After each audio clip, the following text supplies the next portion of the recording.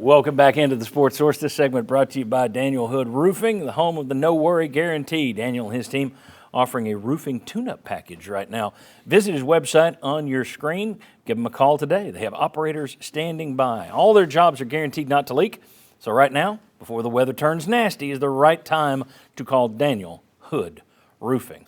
Let's take a look at the SEC Bowl outlook. And Georgia 11-0. They're in the playoff. LSU 9-2, 6-1 in the league. They're either playoff, New Year's Six Bowl, possibly the Citrus if they lose the SEC title game to Georgia. Alabama, they could still climb into the playoff depending on what else goes on elsewhere.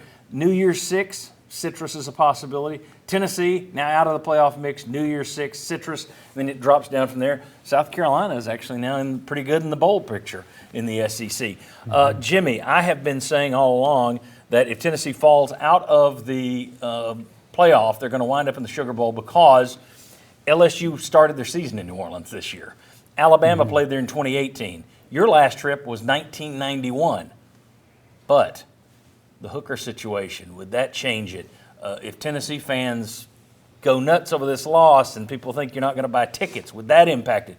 Is the Sugar Bowl the most likely scenario for Tennessee? And Bob, let me get you to sit back a little bit. There we go. I think that it is, but you bring up a good point. If it's Milton as opposed to Hooker, there could be a thought process, and then that could depend on Vanderbilt. Do you beat Vanderbilt 31-30? You know, how that game plays out, I think that could be a factor. I don't think that the anger of the Tennessee fans right now is a factor because I think they'll still sell 50,000. I think the Tennessee fans have a way of finally getting over it. It'll take them a little while, but if you give them a bowl trip to New Orleans, I think they would go. I don't think they'd fall any further than the Citrus Bowl, however. If they don't go Sugar, I think it'll be Citrus. Okay, so you don't see them going to another Orange or Cotton, which are both possibilities, but... They are possibilities, but I don't. I think it would be Sugar or Citrus. Okay. Bob,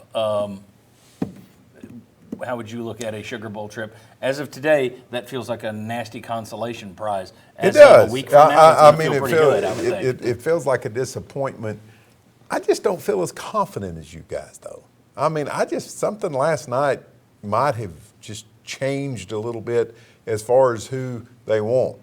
But I'm looking at it from the other teams that would go and the quality of the teams, not New Orleans sitting there going, we want the 50,000 people coming down here to watch Tennessee. So I just wonder if it might have changed a little bit more. Well, here's the ironic thing. If you're talking about, well, they would take Alabama and LSU because of the quality of the team. Who beat Alabama and Tennessee LSU? beat them both. So But people doesn't remember, feel that way today. People remember what you do in November. All right, let me ask you guys. Everybody's upset right now, but here's the deal. If you beat Vanderbilt, now if you beat Vanderbilt, the tortures are out. Or lose to Vanderbilt, the tortures are out. Yeah, no doubt. But if you beat Vanderbilt with a bunch of backups having to play, if that's what turns out, you will have finished 10-2 this year, in a year when most people said 8-4. You will have beaten Florida and Alabama, ended those two streaks. You will have whipped LSU's tail at Tiger Stadium, and you would be going possibly to New Orleans for the first time in 30 years or to another big bowl for the first time in 20 years. There's no way to look at that other than it's a great year. Correct? Am I wrong? Am I missing something? I think that's a great year, and I think when you look at the record, 10 years from now, it'll be a great season. I think what leaves a bad taste in people's mouth, and it did for me last night as well. 2016, you beat Georgia, you beat Florida, and then you go down to South Carolina, and all you're supposed to do is mop up duty and get out of there. And you're looking at worst, the Sugar Bowl. What happens? South Carolina upsets us. We then turn around and lose to Vanderbilt. Last night kind of brought back a dormy, like a gloom for me at South Carolina. So I think that's the issue with fans right now. It's kind of a repeat. Daniel? Yeah, I think when we look back at the end of the season, as long as they take care of business, you'll see it as a successful season. But right now, we've just got that trauma response because of that Josh Dobbs 2016 season, and it's everybody's thinking about it. It's like, can we really go to Vandy? And then of course Vandy beats 40 yesterday, who just beat South Carolina, and so. I tell you what, let's get into that next. Good job, Mr. Producer.